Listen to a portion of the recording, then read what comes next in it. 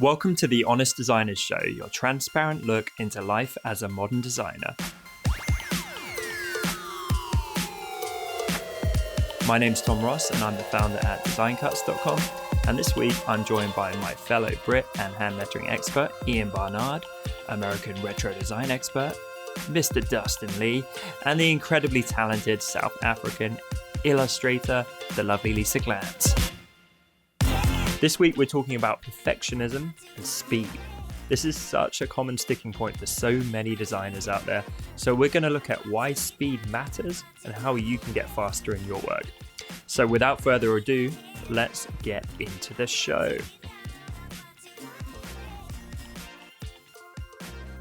What is up, guys? I missed you. Yeah. It's been a while. Always. It's good to see your faces. Yeah, good to see your beautiful face, man. Thank you.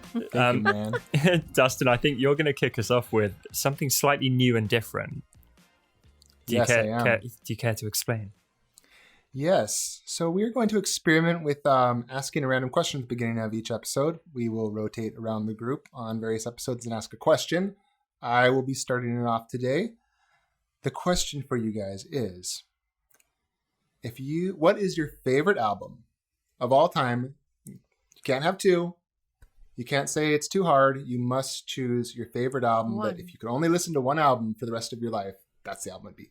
Wow, that's I've hard. got it. Okay. Oh, you're quick. She's ready. Go. Silver and Gold, Neil Young. That's I it. had a Any reason feeling why? I thought it might be Neil Young. Is it called Silver and Gold? I think it is. Yeah, check that. I mean, it is only your favorite album, Lisa. Yeah, but you know when you never really know the name of the album. You just listen. Yeah. Yeah. Yeah, it is Silver and Gold. Thank goodness for that. I've never listened to it. Well, it's time you did. You're about to blow my mind. All right, Neil Young. I mean, this probably is the album I've listened to the most over the years. I don't know if I'd want to listen to it only that on repeat because it's quite bleak, but Interpol, Turn on the Bright Lights. Love yeah. that album. Oh, never heard that. Really? Okay, give that a listen, man. When you say bleak, you Interpol. mean it's kind of like depressive?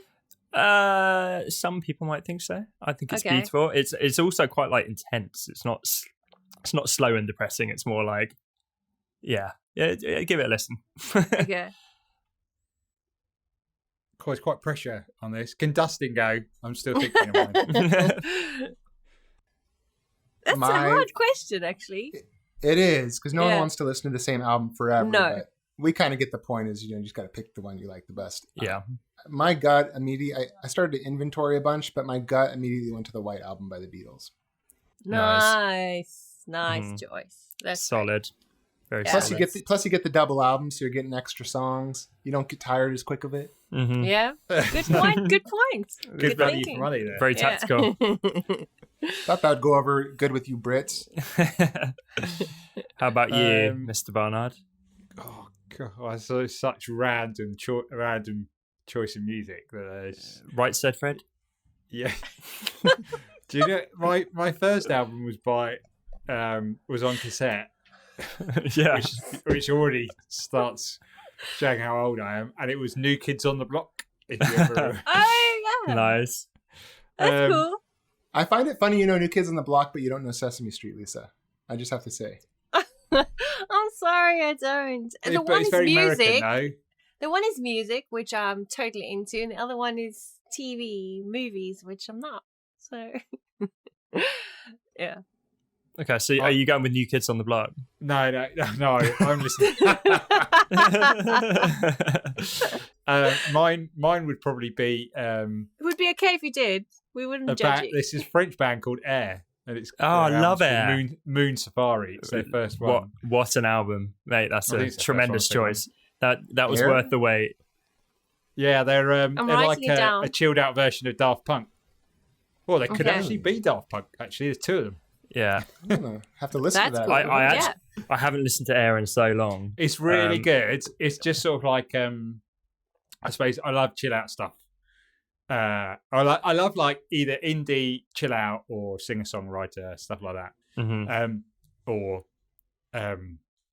sort of slightly dancier music, but it's really good for just like, if you want to focus and you don't want like the words to interfere with that. It's good. That's cool. I'm definitely gonna look that up. And that and another band called 07, very similar. Sorry. Oh mate, love them as well. They're so good. And you're bringing it back. 07. What a trip down memory lane. So there you go, listeners. Listen along with us as we open up. But Ian, is that your favourite album, the Air one, because track number 2 is titled after you? If I had a massive Is ego, it really? yeah. It is. If you look it up, it's officially titled after Ian. All right. Oh, what a coincidence, huh, Ian? Wink, wink. Nod, nod. Oh, shame. Don't pick on him. I'm playing. I'm going to listen to that album. It sounds like it's good. Yeah, it is. All right. So with all that put to bed, we're talking today about patience. No, not patience. What am I talking about? We're talking about speed and perfectionism. I knew there was a P in there somewhere. And the reason I'm bringing this up is I feel like designers often fall into 2 camps, I've noticed. There's the ones that literally antagonize over every detail, and they might be very good, but they're unbelievably slow. And there's the ones that can just churn out work and be very prolific. And I don't know how you guys class yourselves, but when I think of churning out work, I think of like Lisa the Machine Glance from back in the day, where you said you have, whatever it was, like 30 projects a month or something stupid. You were just cranking it out and grinding it out. And I think you've kind of reaped the benefits. And for me, there's 2 things going on here. First of all, when you're fast, essentially your hourly rate skyrockets. Especially if you're not paying by the hour, you get rewarded for being faster. So if you're prolifically fast, and I was pretty damn fast as well when I freelanced. So often I'd have 2 weeks to do a project and I'd tell them it took 2 weeks, but it took 2 days. Yeah. And so I could pack way more in. So that, from experience, that served me very well. But on the flip side, when you're slow, it's not just client work, it's anything. Like, it makes you very slow to execute. And I think this is where the perfectionism comes into play, because to give you an example, with my my personal video show, it took me 4 months, I think, to release the first episode, because we'd film it, review it, revise it, rescript it, film it again, week after week after week, and keep tweaking it. It was the dumbest thing I've ever done. And now I just sit down and do it in one take and churn it out. And the same can be true whether it's content or design work or whatever it might be. I feel like when you are literally that obsessed over the details, it holds you back, and often your work never sees the light of day. And I think that's hugely damaging, to the point I would say it's one of the biggest things that actually hurts designers in the modern age. 100%. Over to you guys. What do you think? I agree with that.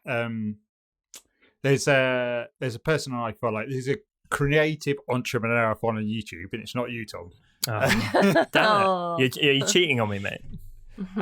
He's called Roberto Blake. Yeah.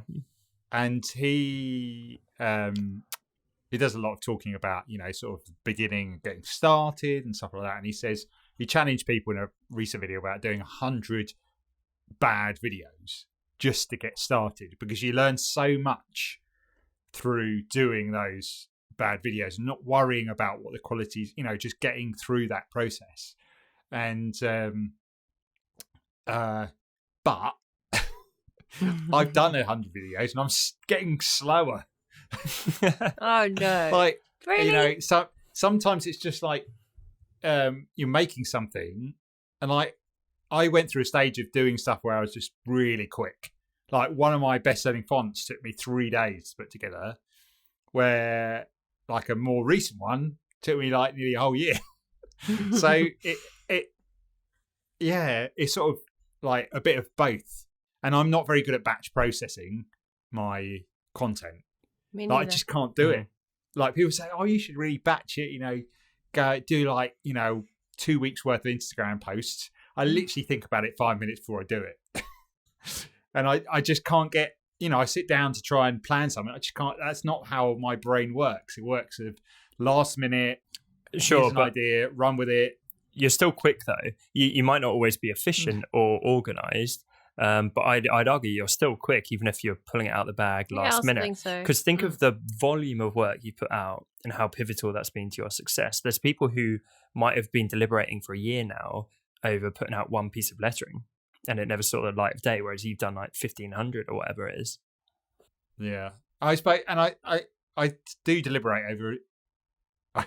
I find it hard. I still deliberate over every piece I put, and honestly, majority of the time, it's the ones I don't really care about do better than the ones I do care about, and you're just surprised when it's the ones you spent less time on. And but I think therein lies a little bit of a clue for all of us perfectionists, is that when we overthink stuff, we're actually blocking our natural creative flow state. I know that sounds all wishy-washy, but you're not kind of thinking things through too much, and you're just letting them fall where they may fall. And so the beauty of that natural order of things comes naturally. Instead of what we normally do, we overthink things, we shift it around, we play around with the palette forever, we do all those kinds of things, and then it starts getting to the forced area of creativity rather than just the natural area. And as you said, Tom, Ian, is that those people actually resonate better with the stuff that's just came out of you without thinking too much. Yeah. I don't know, it's a weird thing. Yeah, I think because we don't make things for an audience of just ourselves. No, there's always a recipient, and we don't get to choose what's popular or True. choose what's I don't get what to people choose like. Yeah, The market decides. Which is going to do better and which isn't. I drew a picture of an eye, which has nothing to do with lettering, and it's one of my most popular posts ever. It was a good I'm eye. just like, well. So it, if you think about that, it's out of your control. Helps you to then to do it Just because you don't create. know whether it's but the more I look at it as sort of slightly lottery-ish, where the more posts you put out there, the more likely the one may gain you that client that you've always been wanting, may get more attention and more people to your shop. That's how I think about it. So the more you can churn out, and like you said, Tom, that the more, like you mentioned about 3 things that people need in their feeds. Yeah. And one was quality, the other was quantity. It was quantity, quality, and consistency. And Yeah, the point you is, said you that- only reach quality through quantity. yes, because you need to I can't just go and release one quality YouTube video without having to make loads of rubbish ones Yeah. to process the, because you don't when you start, you don't understand, unless if you had some training about the lighting or the audio and the stuff. And you look at the first one and you look at the 100th one and you're like, wow, the audio is amazingly better. Oh, the quality of the video. And I used to do it and there's just rubbish all the way around. And it's just now it's less so. And I just choose which part of the studio is on the camera and stuff like that. And so, but you can only do that through learning. You can't do it. Someone can tell you that, but you can't. Ian, I brain. know you read Atomic Habits as well, right? So good. Yeah, so good. I read it recently as well. First of all, great book, transformed my mornings. So loving mornings now for the first time in a lot of years. And in that, I can't remember the specific college or whatever, but he gives an example where at a photography school, the students were given a project and they had a semester to do it or whatever. And one group was told, go out and take as many pictures as you possibly can manage and then just present at the end, your best ones or whatever. The other group, he said, you only get one photo and you just have to make it perfect. You have to make it as good as you possibly can. And the quality, objectively, at the end was much higher with the group that had gone and just taken as many photos as they could, because the one that had one photo, they overthought it. They were like, "Oh no, this has to be perfect." They didn't go through. They didn't work through ideas through a great volume of work, and the difference apparently was very stark. It was so far the winners, the ones that went and were more prolific.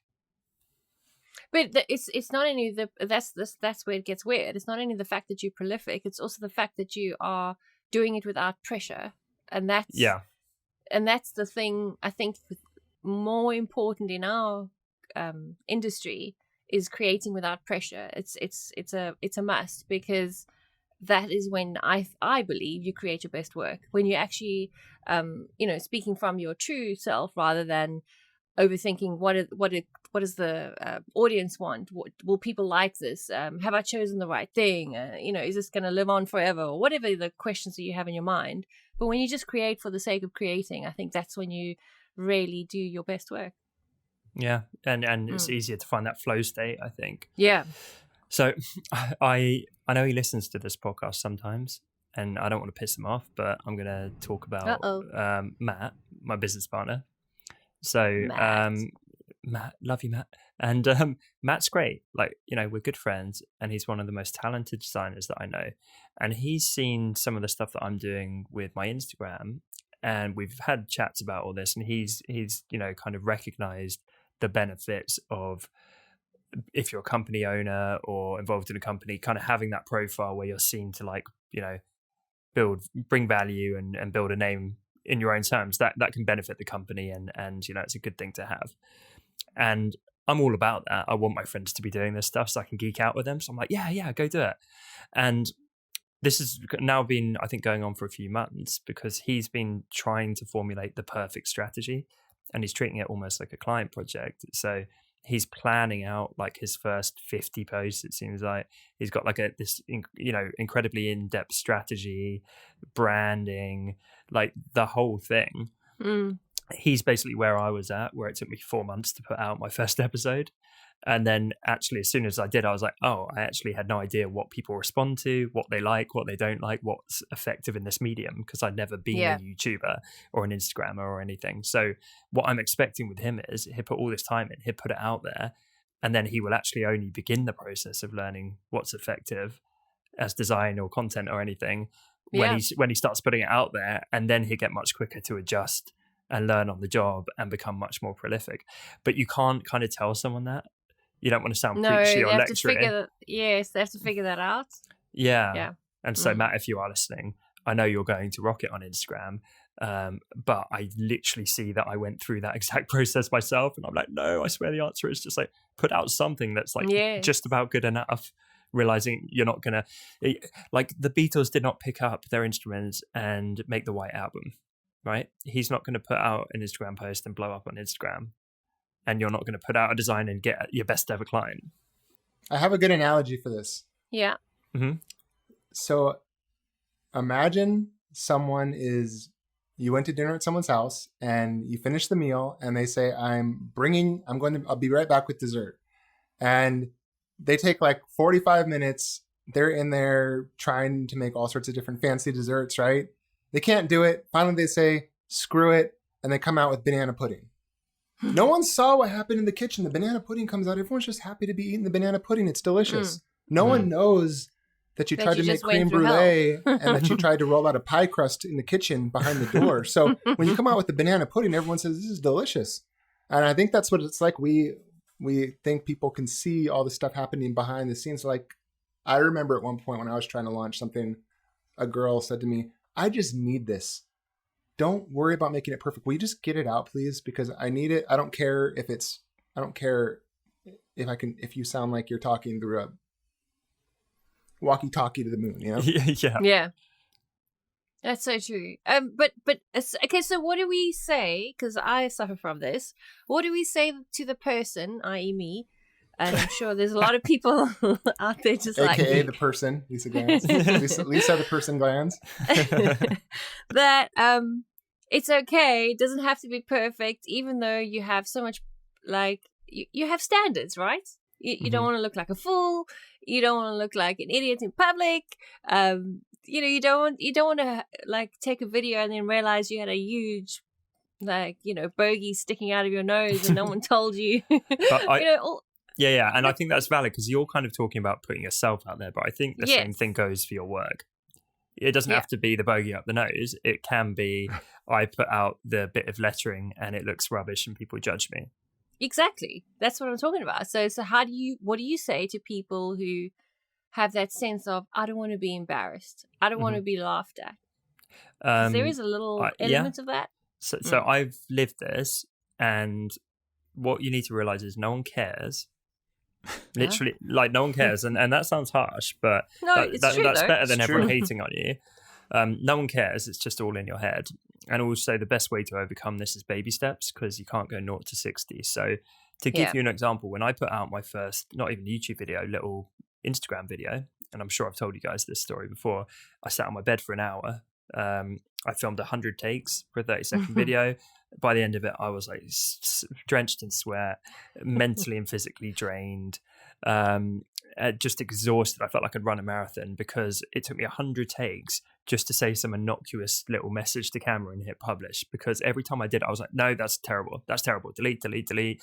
My friends are going to judge me. My team are going to judge me. People I went to school with are going to see it. Oh my God, worst thing ever. Put it out there. I got 2 comments being like, nice video. Like, it's like, okay, you just killed yourself, and no one's really giving a damn. No one gave a damn, really. And of course they wouldn't. Like, what would happen? I put out a video being like, hey guys, like, I had like a good day today. I felt motivated, whatever it was.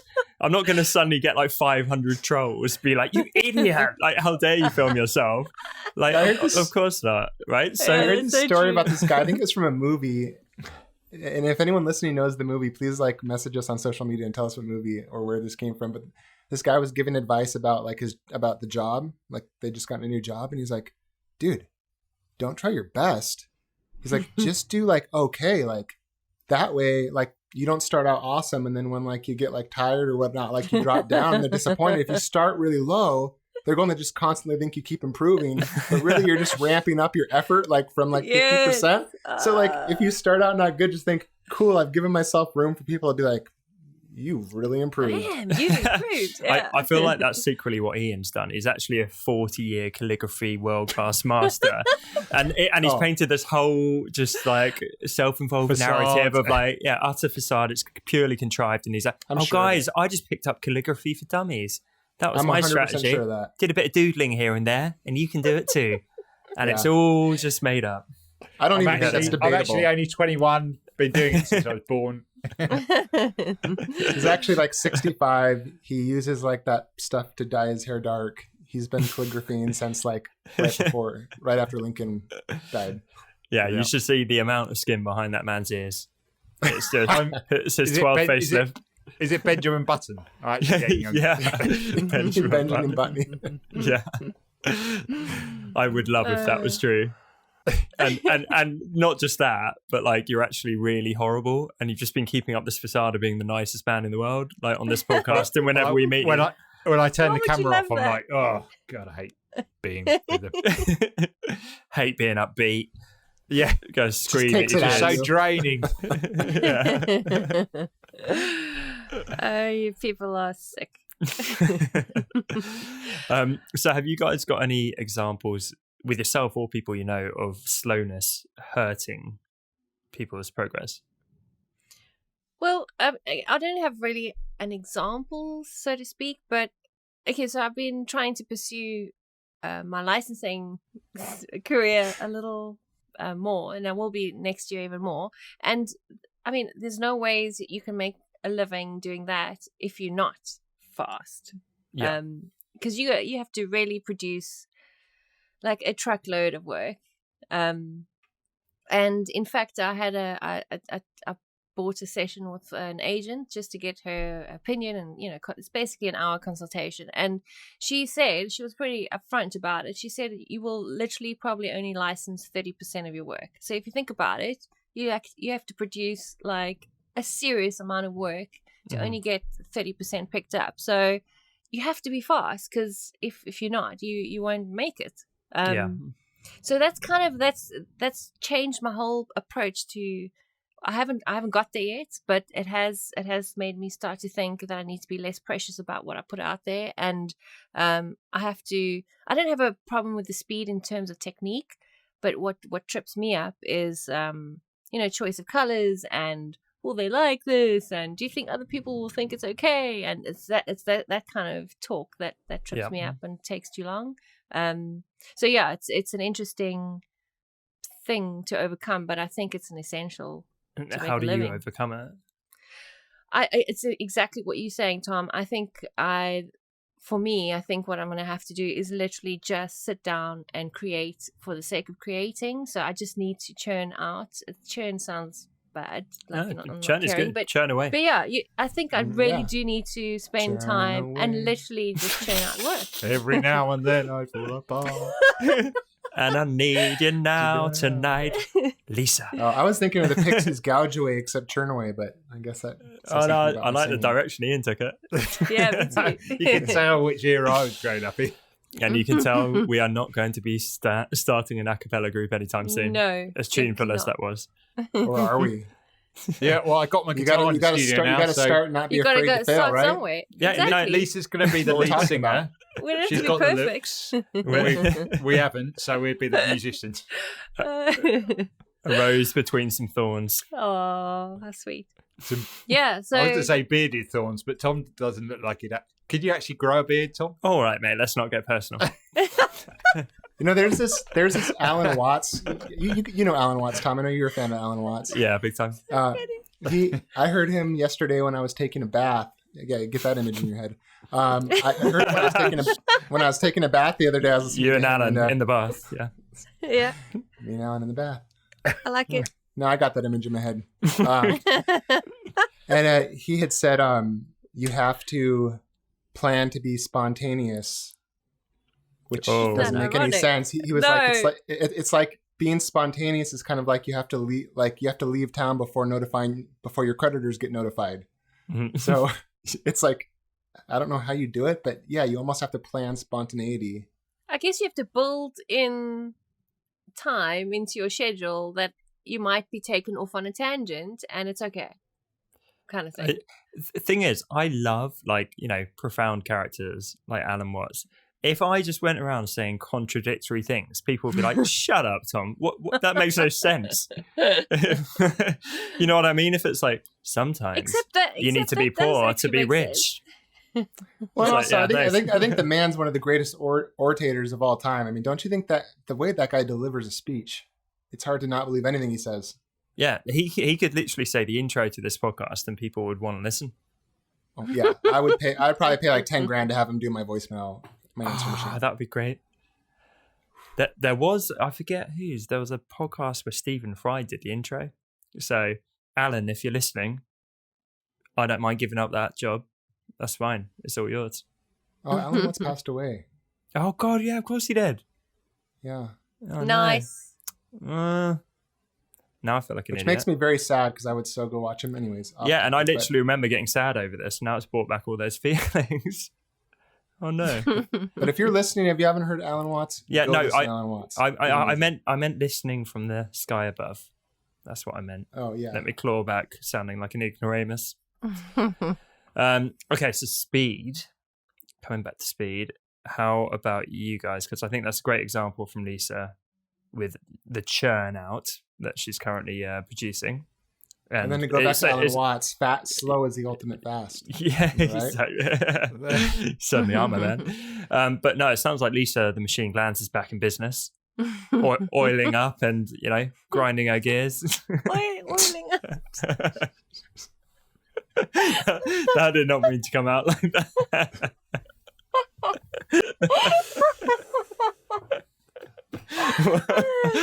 I'm so sorry. Okay. That did not. The imagery. Oh, goodness me. Okay. I'm really gone. That came out far more sexually suggestive than I intended. Wow. Ian, we can't talk, so you might have to take this one. Speed. Hit me. Ian's like, I'm going to fill my mouth with water so then I don't have to say anything. Oh, I'm crying. Oh, I nearly threw up all. Again, it's the professionalism that keeps the listeners coming back. You don't get this way doing just one episode. You have to get 50 episodes in. You don't get this bad for one episode. Yeah, I'll tell you, you have to never read your reviews to get this. That's the truth, man. Oh, man. It's like never reading your comments. All right, I'm going to jump back in. So sure. I have found that getting really fast with this kind of stuff is literally like a superpower. It ticks every single box. Like you can earn more money with clients. You can produce a vast volume of work. And I find I start looking around at the people who are really slow, and you kind of feel like superior, not in a horrible way, but you can kind of be like, I see you struggling with your slowness. I used to be there, but like now I'm at this level where I'm just like prolific and like, I'm pumping that work out. And it's definitely something that gets, if you do it more, the easier it gets. Because when I get out of it, I find it hard to get back in again. But that momentum really helps. So you get back into it, and then it's easier, and then you fall out, and then it. Well, I mean, like it's the same either way. I mean, I feel like it took me years to get this good at procrastinating. I'm so good at procrastinating that I'm actually learning to procrastinate my procrastinating.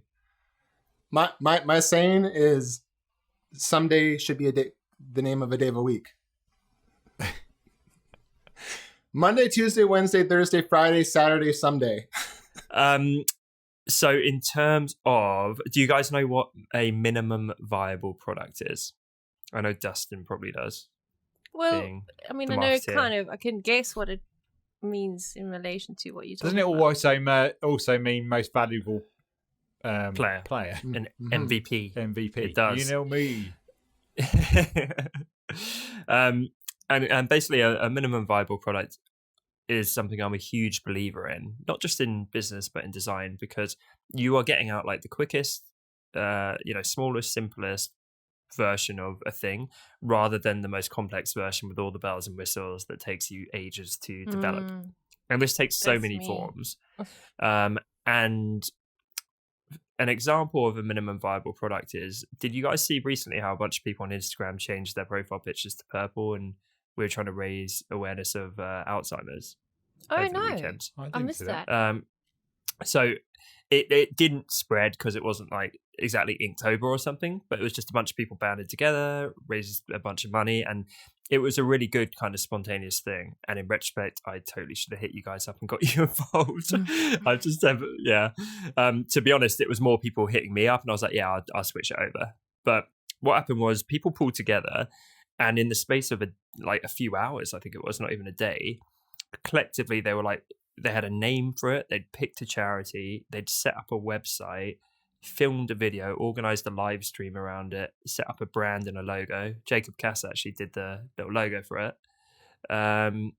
and set up graphics to use in like Instagram stories and all of the stuff. And then everyone had switched over their profile pictures and started sharing it. That's a minimum viable product, because what we didn't have was like a board meeting of, well, let's strategize and plan out every single element of this. It was like, let's just get it done. And it doesn't have to be perfect. It can be very simple and kind of a bit slapdash, but it doesn't matter because the intent's pure and the thing worked, and that was it. And you see this all the time in like design sprints and things like that, where it's like you just get something over the line that's good enough, because the danger is that you spend a year either planning something or building something before it sees the light of day, and then suddenly people will turn around and don't actually like it that much. And that's really dangerous. You see that in business all the time. It's like, we had this great idea, we got a big loan, we invested $100,000 of our own money, we toiled away for 18 months, we released it to the world, and we didn't get a single customer. And it's like, well, actually, you could have done it in a month for $5,000, and then immediately got feedback of why no one was buying it, and then iterate and adjust it from there. Exactly. I think people forget that very important point, is that you can actually, I mean, not every job or industry or product, but you can generally go back and make it better. It doesn't have to be, that's it. Once you put it out, then we have to bury it. It's you can go back again and again and improve on it. So yeah, you forget about that. And there's nothing massively. There's also nothing worse than having this idea and you think about it, you're trying to perfect it before you put it out there, and then someone beats you to it. That is terrible. That sucks, right? So I'm sure you guys have had this process with your products, but look at all of your businesses too. Like Dustin, your business, it's got a lot of moving parts, right? It's got staff, different product categories, website, all these different marketing things going on. It wasn't like that at day one. It was way simpler, but you've been kind of bolting on bits and iterating and evolving as you go. Had you sat there trying to conceive of exactly how it is now, first of all, it would have taken you forever. Second of all, you probably never would have done it. And third of all, there's no way you could have foreseen what it is now. You couldn't have planned out every nuance of how it is now because you've learned on the job to get it there. And so what frustrates me is people are trying to think 100 steps ahead, and they're trying to somehow leap from 0 to 100 with what they're doing, the whole time making no progress, right? So what they're trying to do is they're trying to do the long jump on a 100-meter track rather than just running the 100 meters. Right. Yeah. It's like impossible. I had heard that that they say time kind of moves like a flashlight beam going across a surface, right? You can only see a little bit ahead and a little bit behind, essentially, and you could think of it too like headlights on a car. And why try to guess what's 5 miles down the road when like the headlights are showing you what's right in front of you? Like, manage what's in front of you. Like, deal with that. Like, we can deal with like the curve in the road, dead man's curve when we get to it, but that's 45 minutes away. So that's a good analogy. It's brilliant, actually. Yeah, that is. So, have you guys got any instances of that kind of thing in your lives? Obviously, I alluded to the story of Retro Supply there, but Ian and Lisa, have you got something where it's like, you know what, you just jumped in and did it, and you got it done quickly and got it out to the world and learned, rather than overthinking forever? Well, starting what I do now. I mean, okay. But the first thing I did was I saw people who were doing it on Etsy. I thought, well, I didn't really know what I'm doing, but I'm just going to put it out there, and that's what I did. It was horrible, but looking back, because my first product was terrible, but yeah, and the second one was terrible, but a little bit better than the first, and so on and so on, and you just get better, and before you know it, you look back and you go, wow, look how far I've come. But I would never have known that unless I tried. So yeah, I don't know about you, Ian. What it's a similar sort of process of starting stuff. I started doing sort of vectors for Shutterstock, which were not very good. Yeah, I remember. And then even the first couple of products on my shop were just quite basic. But I think every time you work on something, you think, well, how can I make that better? How can I make the instructions? What also comes from was it Atomic Habits as well, where the 1% rule, where you try and find lots of little things where you can add just 1% each time. Yeah. Because that all then builds up to a much bigger force making your stuff better. So rather than just saying, oh, how can I make my product better? You look at like, okay, I can make the instructions a bit clearer. I can add some guides on how to use it. I can add a video. I can make the cover. I can spend a bit more time on the cover and make it clearer and make the copy better, or I can get someone to write the copy for me. Well, and you know what, like a classic way that people position this, and anyone listening can do this, you just call it free updates. So then it sounds like a benefit. You get all this, and then like plus free updates for life, which really means I'm going to fix all the things that I didn't get done properly right now, 100%. later, but only after a bunch of you have bought it, and I know it was worth fixing the updating. Yes. I never thought of it in that way, but that's so true. That's good. But I thought of I'm the Analogy King today. You can call me the Analogy King. Are you guys familiar with Big Daddy? Yeah. Which one? Because me and Tom probably know a different Big Daddy to you. I knew that it was going to go there. But... Do you mean the slightly inappropriate but overly affectionate uncle of mine? No? I'm thinking of a 1980s wrestler.